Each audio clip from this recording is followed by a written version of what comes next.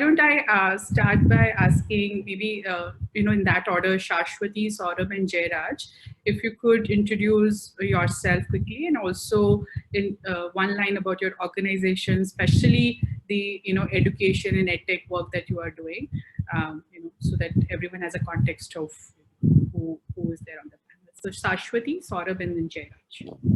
Hello, everyone. So I'm Sashwati Banerjee. I am an entrepreneur in residence at the Central Square Foundation. And I am leading and have founded an app called Top Parent, which is really looking at how family engagement can improve learning outcomes for children, particularly around foundational literacy and numeracy. For very early years in the 3 to 8 year age group.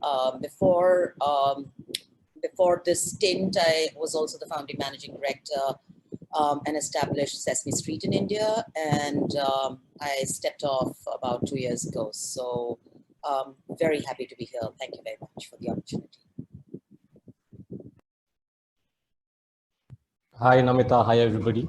Very happy to be here. I am Saurabh. I lead strategic initiatives at CSF. CSF, Central Square Foundation, is a foundation for school education in India. We focus only on school education.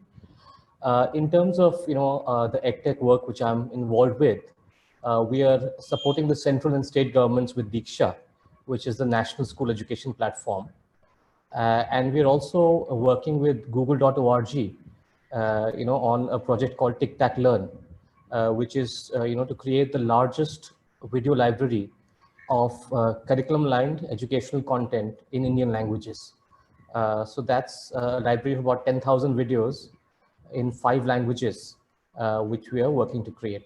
Thanks.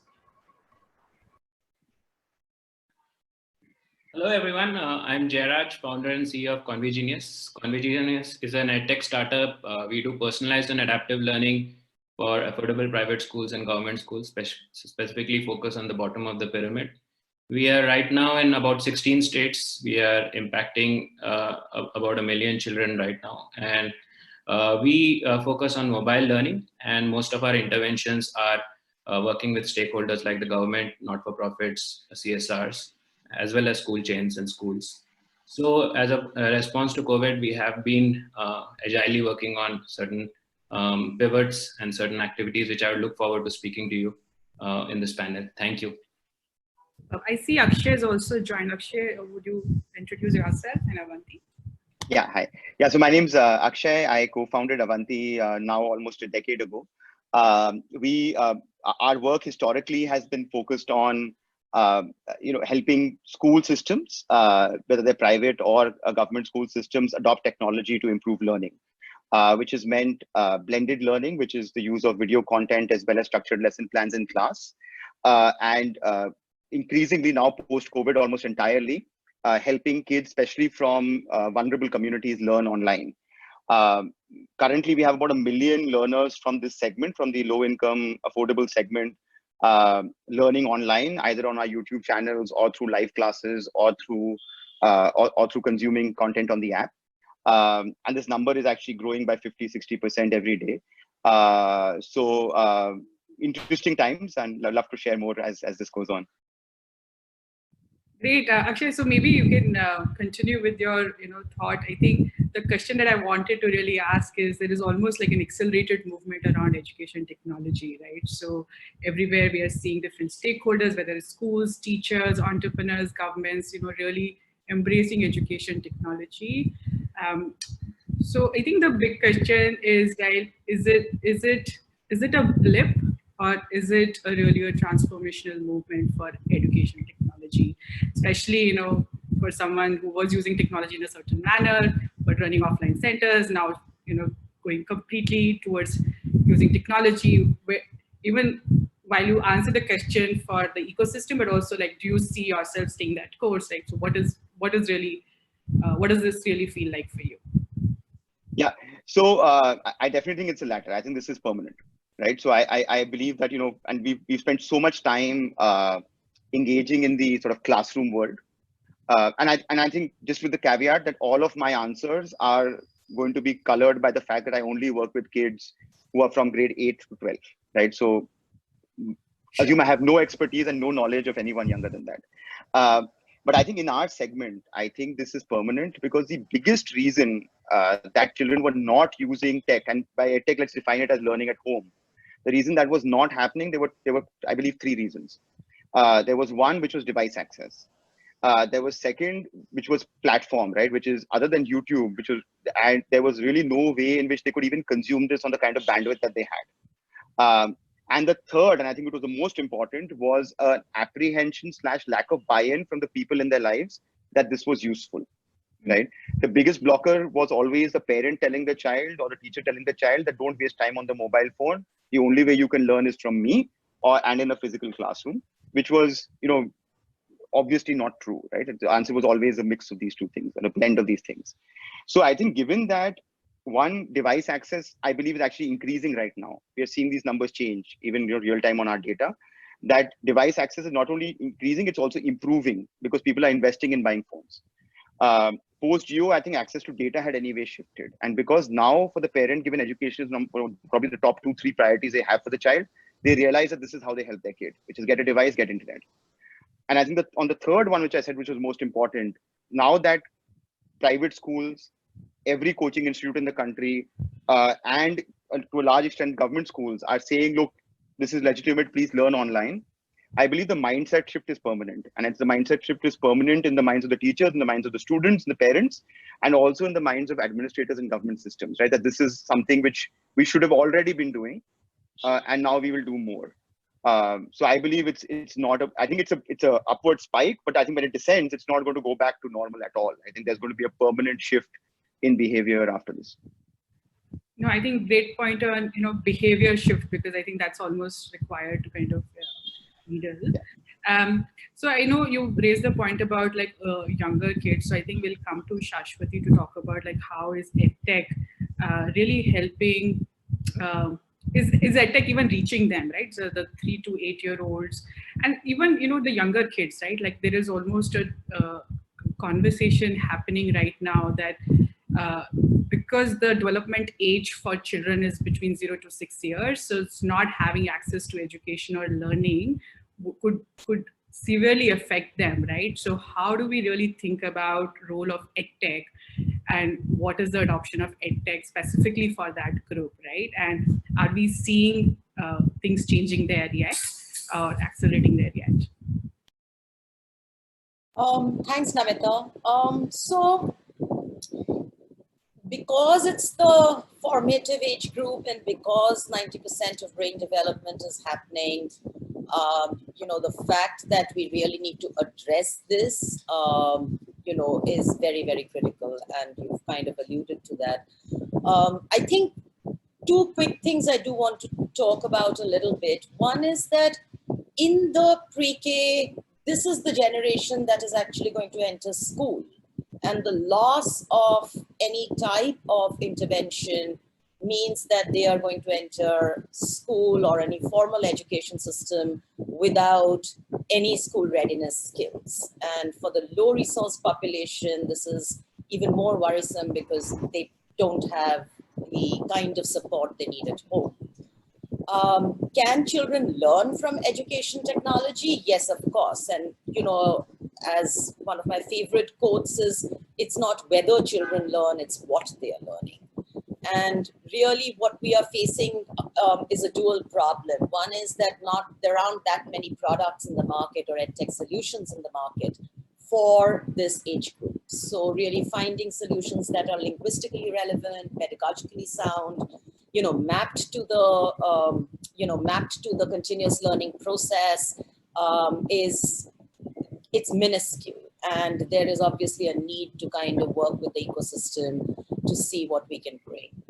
I think the second thing is that, it's not a silver bullet, right? EdTech alone for this age group is not enough. It needs human intervention. So unlike what Akshay says, I think for the younger age group, it's the exact opposite, right? Because young children need mediation, either from parents or from teachers.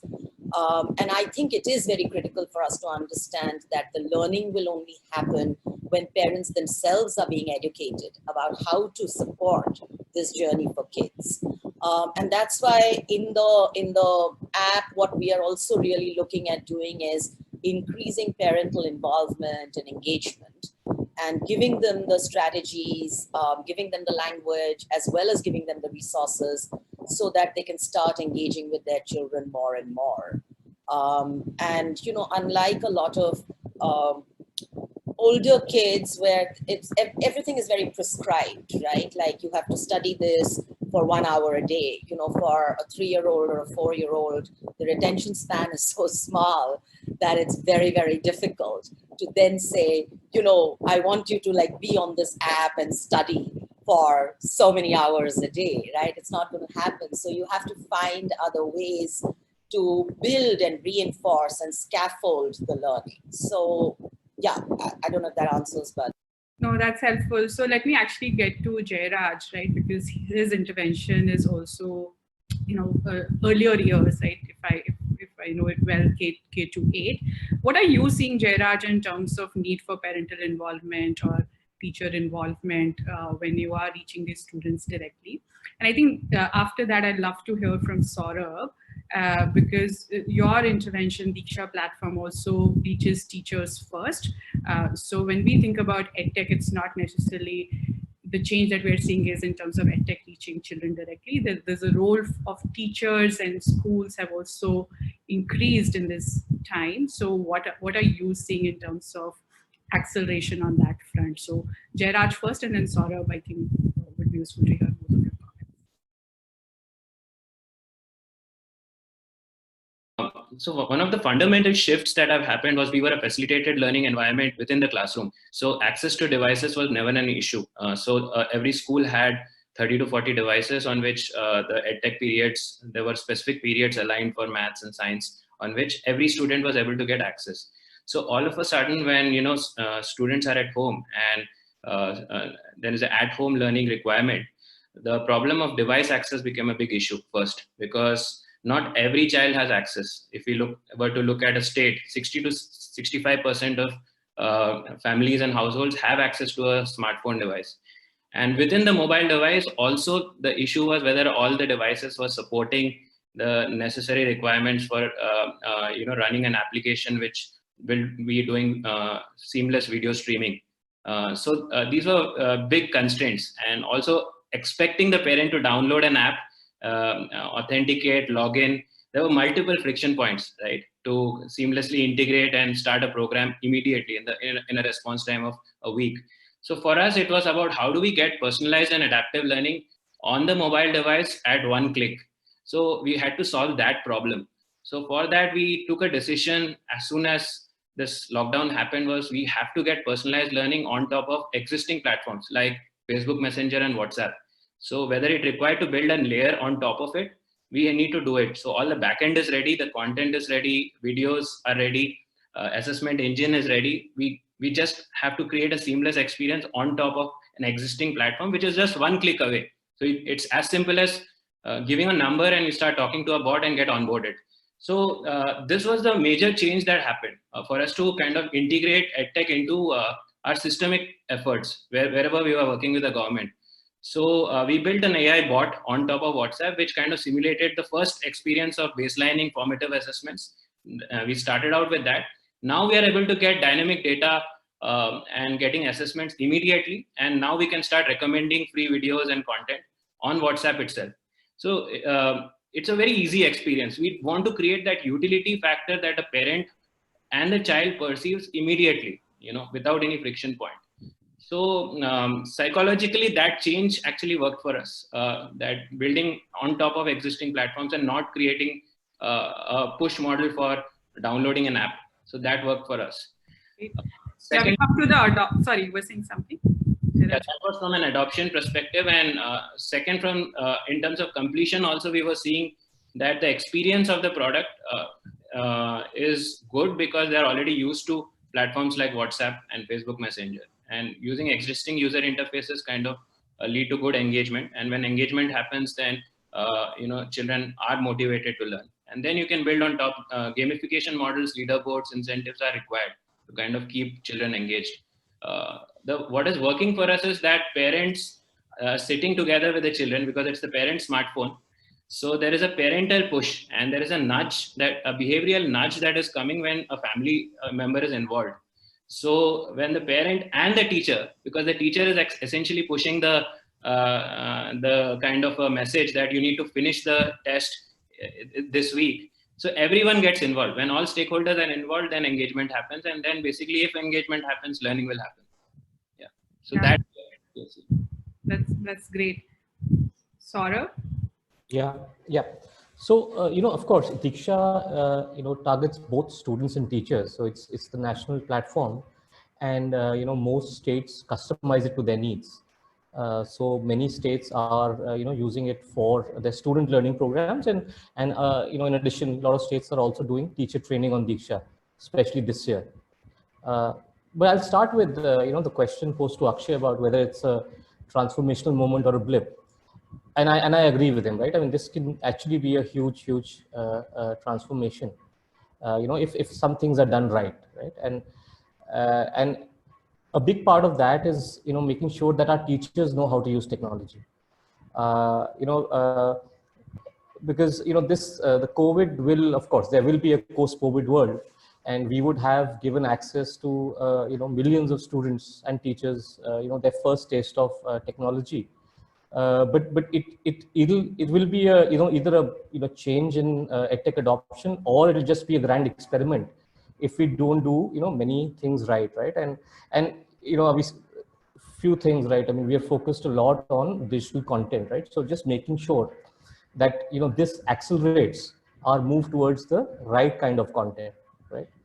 There's a lot of content out there which is focused on the top segment of school students, right? I mean, which is in English language, which is focused on a particular, say the CBSE boards.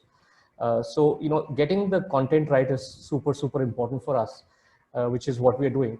Also, focusing a lot on teacher professional development. I can take the example of states like Madhya Pradesh and Uttar Pradesh, both of which are doing mega TPD, teacher professional development programs on Deeksha right now, right? Training, tens of thousands of teachers every week. And, a big part of that is actually helping them use, or training them on the use of educational technology. So I think that will really accelerate it. Yeah, I mean, definitely, I feel that this can be a transformational moment. In addition to students, teachers are very important stakeholder. And this could be a time for us to really, train all stakeholders on how to make the maximum use of technology while we also learn. I mean, a lot of it would be also learning for people like us. Well, I would agree with both you and Akshay and everyone else on the panel that it is definitely an accelerated movement, and one can hope for super transformation here in terms of reaching out students and providing them access.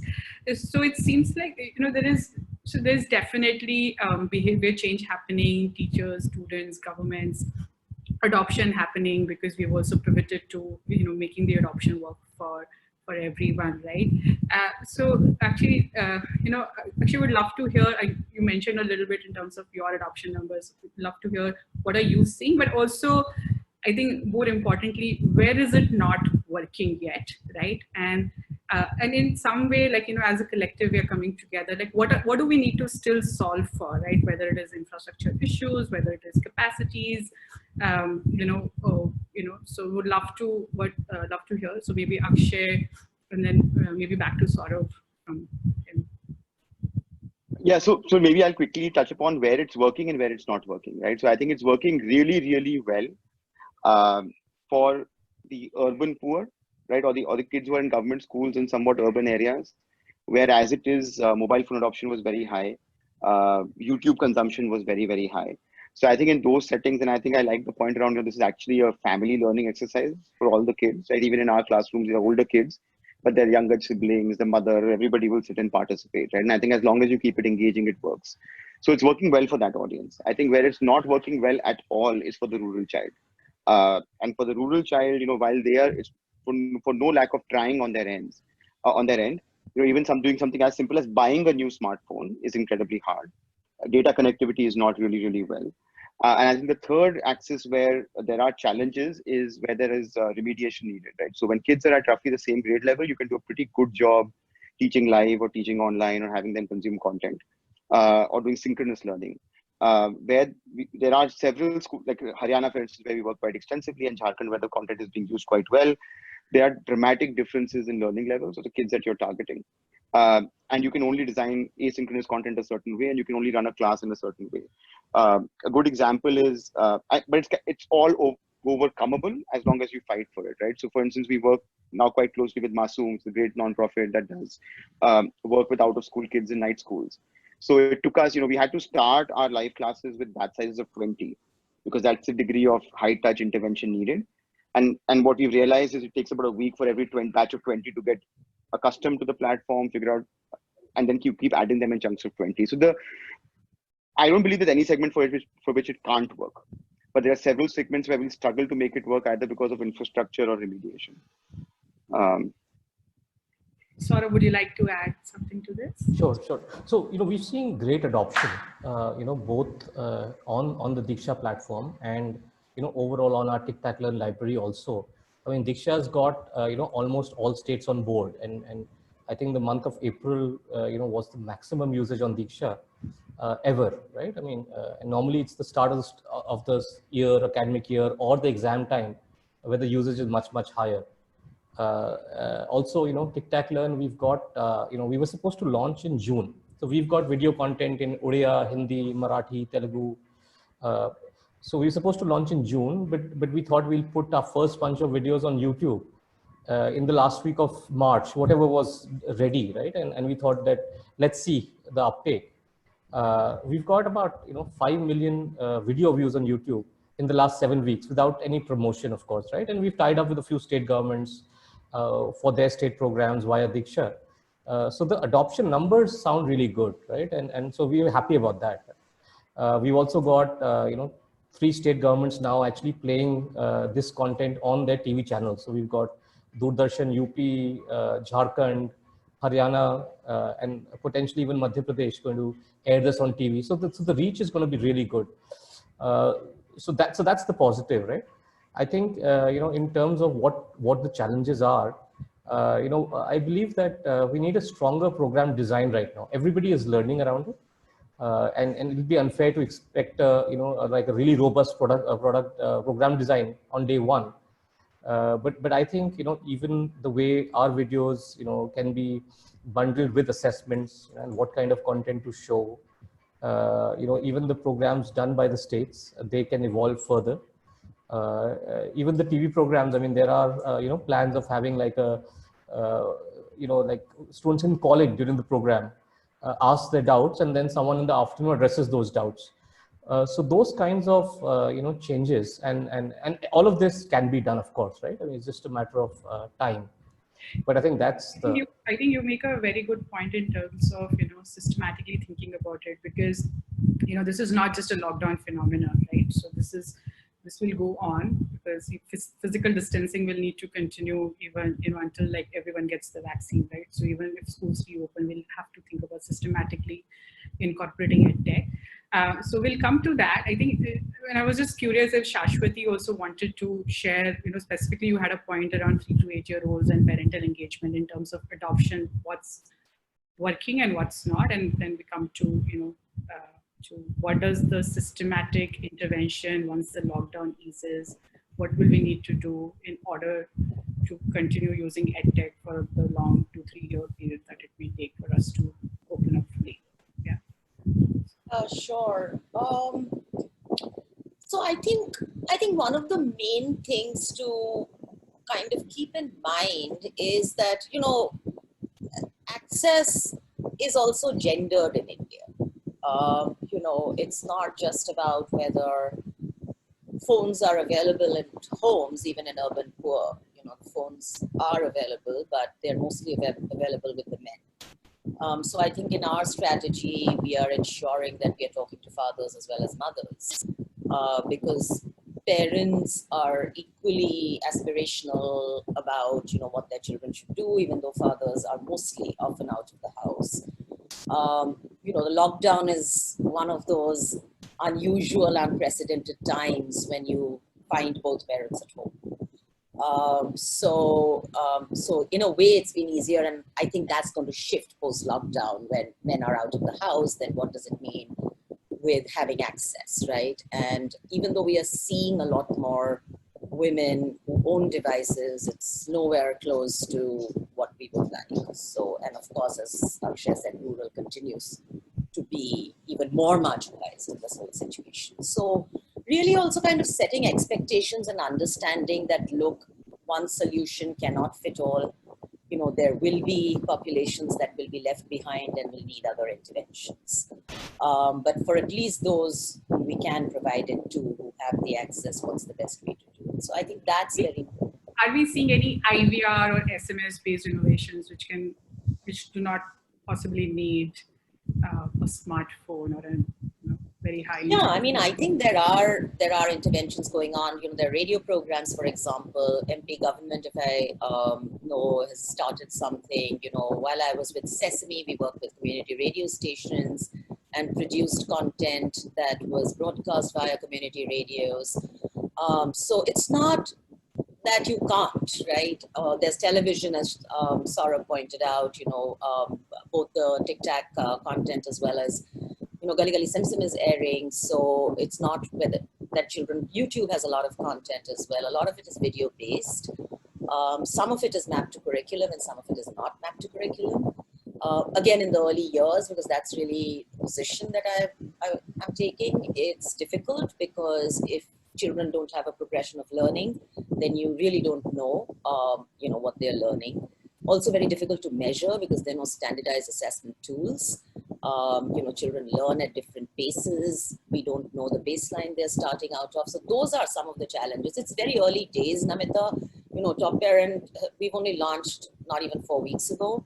But what we are seeing, and because we're talking to users on a regular basis, is that at homes, even in, like I spoke to somebody yesterday in Chhattisgarh, in some Durg district or something, and the woman said कि मुझे नहीं आता है, मेरे बच्चे ने download किया है और वो बच्ची ही ईयरफोन इस्तेमाल करती है और देखती है और खेलती है, right? So a lot of kids are more digitally literate than their parents, so they are actually using a lot of the digital applications over there.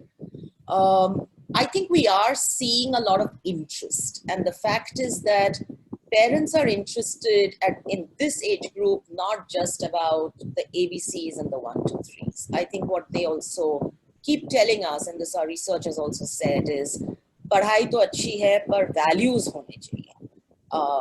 You know, so what we have tried to do is that, not through the solutions, because unfortunately none exist, but at least through our videos to parents, really scaffold that with social emotional learning, physical well-being. A lot of parents say, you know, how do we deal with child protection issues, right? There's a huge amount of concern about बच्चे की आंखें खराब हो जाएंगी. You know, there's a barrier around the fact कि mobile से हल्का फुल्का learning हो सकता है पर स्कूल की पढ़ाई नहीं हो सकती है. So we've really taken those insights on board, and you know, it's like unpacking an onion, right? We need to address them one by one and see how do we really end up moving the indicators. I don't think this is like can be fast tracked. We are learning as we go along, and we are hopefully going to apply that knowledge to make and create better systems, you know, and better solutions. Thank you. So it seems like we've went into this immediate response phase. Some things are working, some things need to still work, right? And if we really take this view of, right, like, you know, this will go on for some time, and in which time schools may open, may not open, but we have to really start systematically solving for large issues, right? So would love to hear, like, you know, what are you guys thinking in terms of, you know, really thinking about like those systemic challenges. I think even, and within that one question, right, like in terms of infrastructure, right, there is a digital divide here, right? And, you know, one thought really, if textbooks was the kind of infrastructure that was a public good provided by government earlier, in the new world, you know, what happens with smartphones and internet access, right? Is there a case for public good here? Is there a case for public-private partnership here? So just to kind of spark some thoughts here in terms of really thinking about how do we solve for the next 1-2 years, right? And let me start with Akshay and Jairaj, and then maybe all panelists, after that can, speak to this. Yeah. So Namita, I think there is definitely a public good argument. And I think I have argued for a long time that, if you look at what the state giveaways always were, they were always things which were large and visible, right? Because they were serving a political goal. You give them a giant book where you can plaster the chief minister's photo, give them a bicycle, things which the parents valued. These have always traditionally been biased towards things that the voter values and not what the child values. And I think it's critical. If nothing else, I think there should be a massive wake-up call to systems to realize that the paucity of technology, both in the schools and in the hands of the kids, is what has left us so poorly prepared for this crisis, right? So I think there's definitely a public good argument around the provision of internet access in schools at least, and the provision of devices to children in some way or the other, whether it's through libraries or you could find a way to do it, which is not necessarily giving everybody something at home. But there is definitely an argument, and I think there's always been an argument. COVID doesn't change that argument; it's just made it stronger. And I think also in terms of systemic change. Hey guys, can you unmute yourself? I think there are some people. Sorry, mute yourself because I think there's some people who are unmuted. Yeah. Thanks. Yeah, and I think the other in terms of how the systems will respond, I think I think a point I made earlier is I think people are recognizing how much they can do without physically visiting schools. For instance, right now through help from BCG, Samagra, and a lot of our partners, we're being able to get almost 8 lakh kids to click on links and watch content every day. And this is content which includes Avanthi content as well as just for Avanthi. And I'm sure the numbers are similar for Tic Tac Learn because that's content's also going out through the same channel, right? In a pre-COVID world, the method to have done this would have been someone would have gone school by school and trained people, right? So I think governments are realizing the power of simply creating WhatsApp groups and pushing out stuff in that way. So I think that will change. But I do believe that, arguing for technology and access to technology and the internet as a public good has been a very strong argument for decades. I think it's high time the system started to recognize that and do something about it. Yeah. Jairaj? I also completely agree with what Akshay is saying. In fact, there are a couple of changes that we will see in the systemic transformation that's happening. One would be that the printing budgets that the government was allocating earlier for printing large amounts of papers for doing assessments, unit tests, notes, all of that budgets could potentially be used for server space, recharging internet. And if we look at general trends in states, 65-70% already have a basic device. What would it take to kind of enable a household with a Reliance kind of KaiOS kind of a device where WhatsApp or a Facebook Messenger already works? You need not have a smartphone. You can have like a basically bundled WhatsApp device. So I think there is a potential with the existing budgets in the state that there could be access to devices, internet connectivity, as well as server space for running concurrency. We are dealing with a large amount of concurrency here when we are running exams at the same point of time, like 2-3 million children using the solution will create a lot of load and a lot of instances. So I think that is possible because if we were to look at the budgets, only 10 to 15% of the actual printing budgets would be spent on these kind of costs at a systemic level. So it brings efficiency in the system as well. That being said, only if the trend changes for people adopting assessments online. Okay. Saurabh and Sashwati, would love to hear your thoughts, and can we also think beyond, I think, the data and the internet internet and devices are important one, but are there other things we need to think about, right, at a system level, for the next 1 to 3 years, right? And hopefully actually that leads to the transformation, right? So what are some of the other ideas that we need to think about as schools? Yeah, so I don't know. I think, at the systemic level, and this is something I've been saying forever, is there has to be a better linkage between the WCD and the MHRD. Okay. This is really where I think the system falls short. And this is really a good time for us to consider when we are looking at continuity of education, how are we looking at continuity of education, right? Because we keep talking about education starting from formal without realizing that there are approximately 200 million children in this country who access it through an informal education system, which is not high quality, right? Which does not have any technology support. I mean, even in COVID lockdown, the 3 to 6 year olds, nobody was giving them online classes. No Anganwadi worker was calling them up to check how they were, right? So who are they dependent on? And, if we don't really, if we keep thinking about what is our immediate need, how do we pass class 1 to class 2 to class 3? How do we provide, people in grades 10th and 11th and 12th to pass their exams without thinking, hey, here are all these kids who are getting into grade 1, right, with zero skills. ASAR every year tells us they are not being able to further themselves within the course, right? But we keep bringing it back to textbooks without really looking at, how do we really structure that? And I think really it's time that all of us thought about it as a continuum rather than in silos as the political system does, right? And as educationists, we really need to kind of figure that out. Thank you. Yeah, no, I agree, with all that, mobile devices and internet is a public good, right? And of course there is, it's helping, kids study at this time. So there is a case, to make sure that every child has a device or every family has a device. And it's been done in the past, right? Chhattisgarh gave, one device to every household, I think 2 years back. But given the situation right now, I don't know if there'll be fiscal room for that. I'm not sure, because if you talk about textbooks, it's about what 300, 400 rupees for a kid, right? And this would be 10 times that amount. So maybe there is also an option to think about some kind of outcome-based financing where we have some products on the devices, and based on the usage, we have either like a reimbursement of internet data or of the device EMI or something of that sort, where maybe the capital outflow is not significant, because given the situation today, I mean everything would be prioritized towards health and making sure livelihoods are saved. Education is super important, but maybe it's not the top priority at for this year.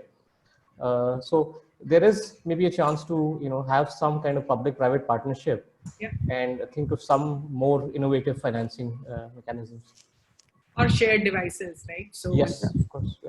Yeah, and sorry, just to be activist here, I think internet connections cost less than books. And I think most parents will pay for books. So I think devices, I agree, they have to be shared. But I just see no good reason how anyone can argue that subsidizing internet. I'm talking about books. I think one idea that I heard from an entrepreneur was that if you actually really think about provisioning of this hardware, you can actually create livelihoods for a lot of people also on the ground, because somebody will need to manage and maintain all of those things also, right? So I think we can be creative here if we really want to see this problem. Community shared hardware can be an explored model where local communities can kind of allocate hardware at a specific period of time when it's being used by a particular student. That being said, also we need to see the percentage of students who don't have access to devices. It's roughly around 30%. Yeah. Okay, actually I have a very important topic, but I want to pause that for now to see if there are questions from the participants. But the topic that I want to cover later is really like, is this also giving us an opportunity to reimagine what is being taught, right? We've been talking a lot about education technology as a medium of teaching children, but what can we reimagine what is being taught, especially when a lot of the existing ideas are being challenged, right? Even in terms of what is even required to survive, and thrive in life. Okay, so let me see. So we'll come to that question. So Ritika, could you please just help me? I see a number of questions in the open Q&A section. Should I just take some of these questions from here? Yeah, please go ahead answering the question. I'll also compile some and share with you. Okay. So I'm just gonna read out. Are there any empirical evidences of low-tech solutions working well with rural areas? Does any of our panelists know the answer to this question? And if there is any guidance we can provide? Yeah. So I can just share the evidence we have. I think in our case, unfortunately, we don't have any robust evidence on kids using it on their own. But when put in the hands of teachers and used, sort of like Jairaj said, shared devices, we know that there's about a 0.6 standard deviation change over a year when teachers facilitate using tech in rural areas as well as in municipal schools, which are pretty low resource settings. So I think Pratham has very, very good data on their back to school programs, etc. So I think there is pretty robust evidence that when it's used properly and facilitated well, it has very strong outcomes. Got it. I think we've already spoken about this question about technology is a strong enabler. However, access is a concern. But is there more that the panelists want to share in terms of how are you looking to address this concern? I think we've covered this, but if there's anything more people would like to respond to that. Okay, so let me move on actually. I think this is an interesting question in terms of online assessment approach to measure learning outcomes, right? We've spoken a lot about delivering learning, but are there any insights? Are you seeing any work in terms of online assessments to measure, both for formative and summative? Is there some work happening there? This question is asked by Dr. Avanthi. So I can go. And I think Jairaj also, I think everyone's been doing, I don't think anything's changed fundamentally on assessments, right? The formative and summative assessments we were doing before were also digital, even in the offline world. I think the reason we won't see any data quickly is because it will just take time for this to settle. But otherwise, I think the frameworks, the design of the assessments is all going to remain the same. And in some ways, it's easier to get kids to do them online. I think what is harder is to get many of them to do it. So I think our completion rates of assessments online are roughly about 10 to 15% right now of a fairly large user base. When we do them offline, they're close to 100% because you go to the physical classroom and do it, right? So I think that's the gap that's a challenging one to bridge, which is how you do that. I think in terms of increase in percentage of assessments, what we have seen is if the system, which is the teachers, the school leaders, the district education officers, all of that, if there's a well-designed program around it, we see the percentage of assessments being addressed to a very high extent.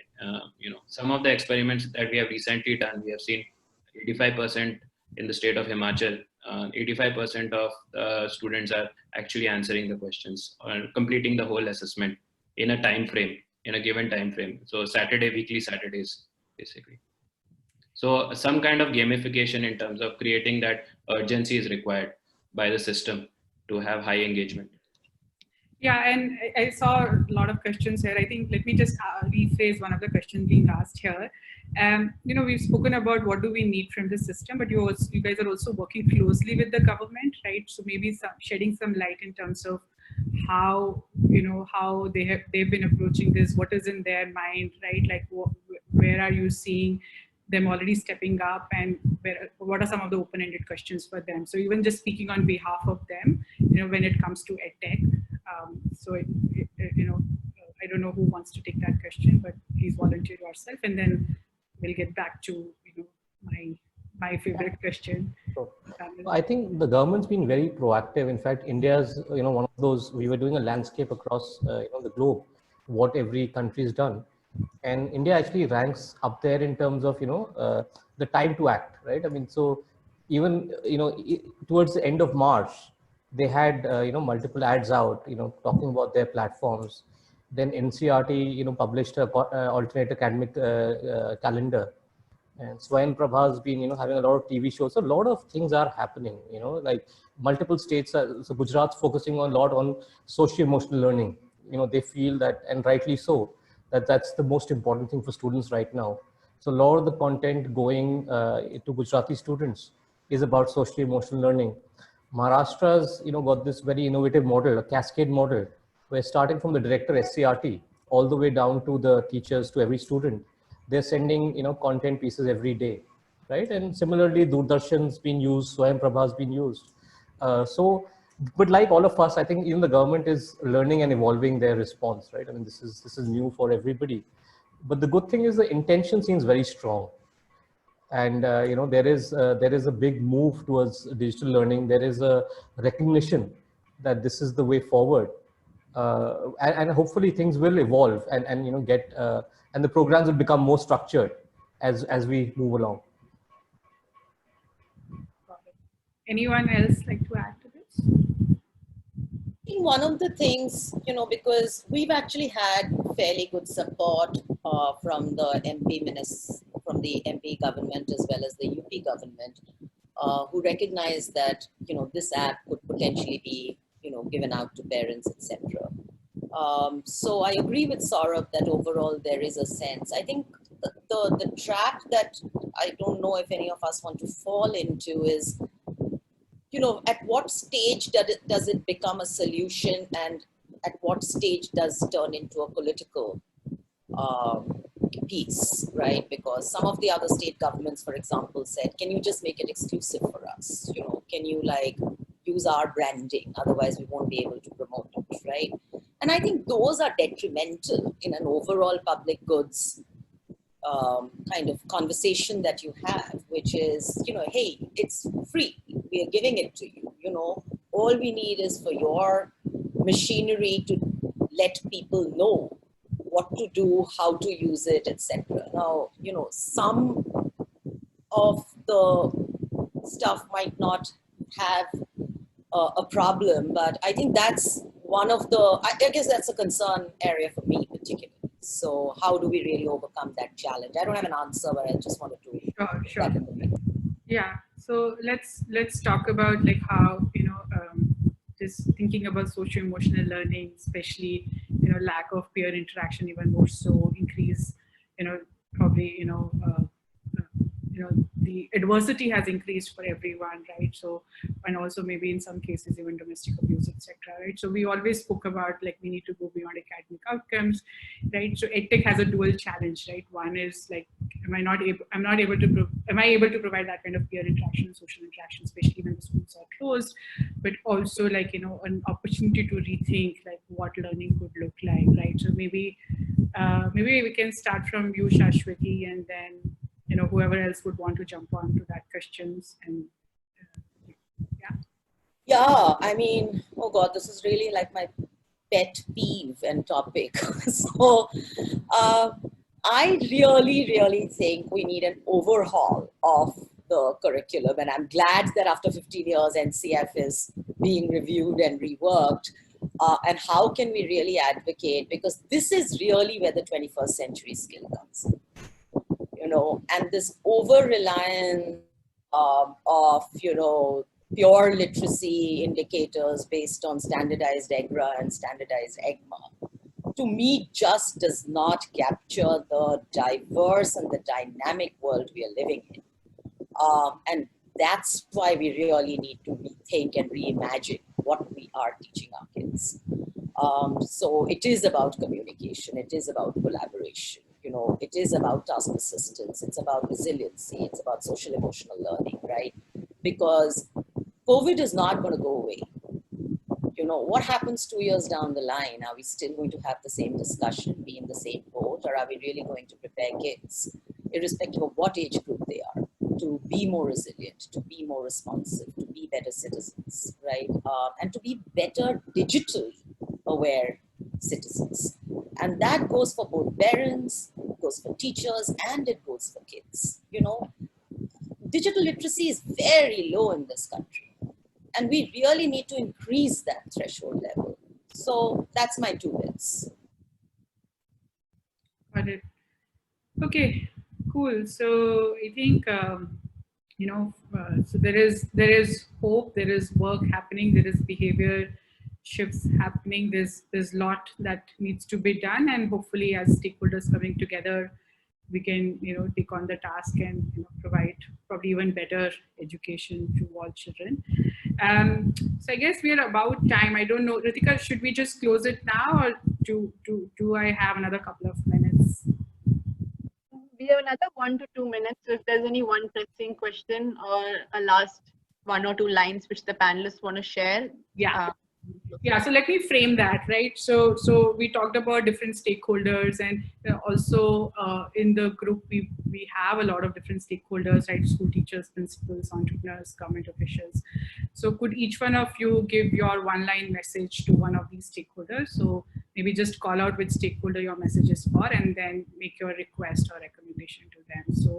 So maybe start with Akshay, Sashwati, Saurabh, and then Jairaj. Yeah.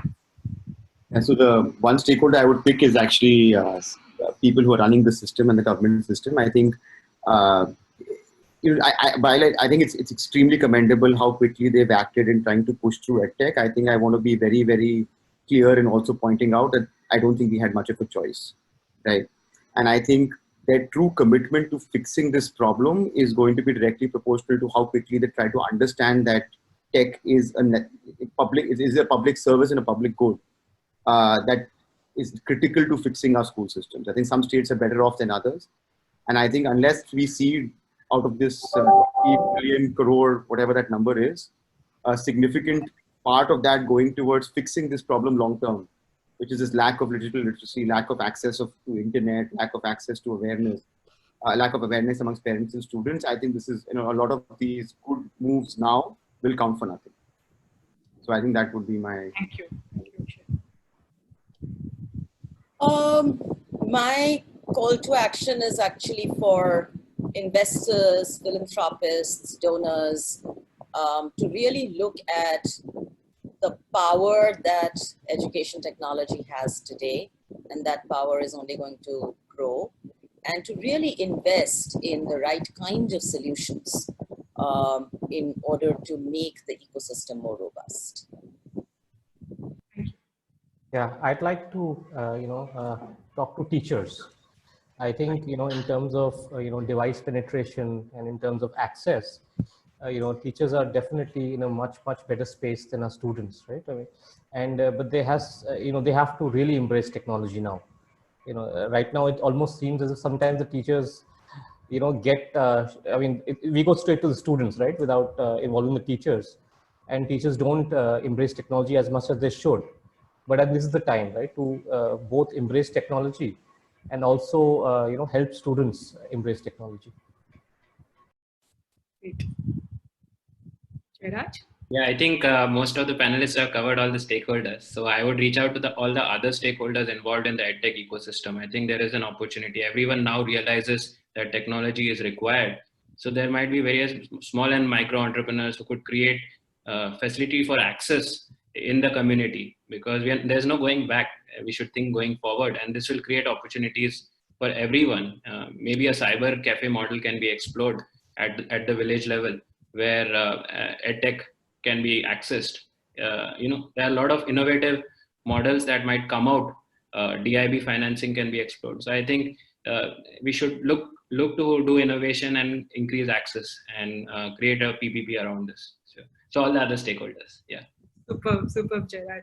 No, I think with that, thank you to all the panelists for such an engaging discussion. I think there were some answers. There are also a lot of questions, and thank you to the Churcha team, Michael and Susan Dell Foundation, as well as Central Square Foundation for giving us all the opportunity to have this dialogue.